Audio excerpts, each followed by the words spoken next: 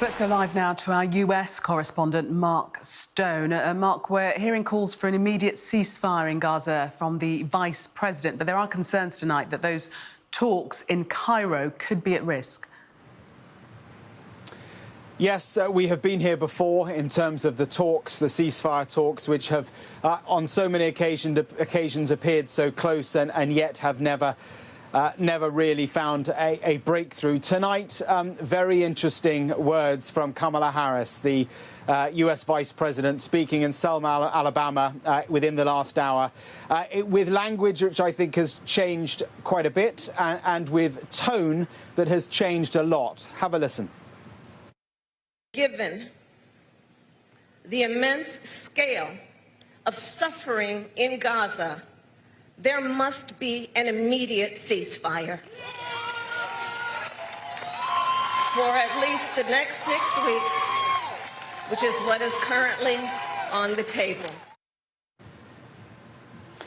Now, that deal that she's talking about is a 6-week ceasefire, which would be in exchange for the release of hostages being held by Hamas in Gaza and an exchange of prisoners.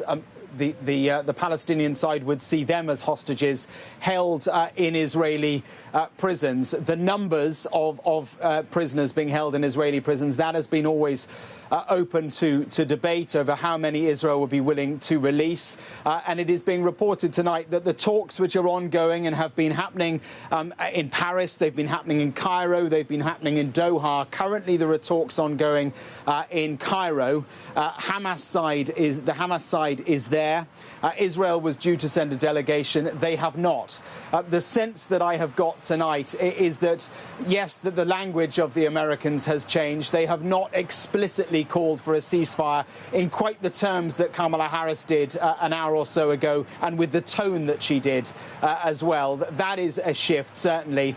I don't think it represents a breakthrough, but it represents a clear view from the Americans that the situation is now dire. In her speech, she also talked about the fact that what we are seeing every day in Gaza is devastating. She described the situation there as a humanitarian catastrophe, and she said that the Israeli government must work to restore basic services and restore order in Gaza. This language is much, much stronger.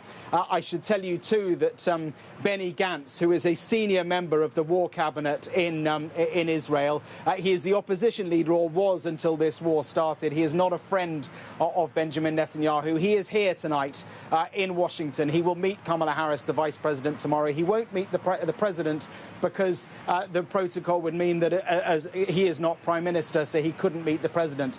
But I think this week is absolutely key. OK, Mark, thanks for the update.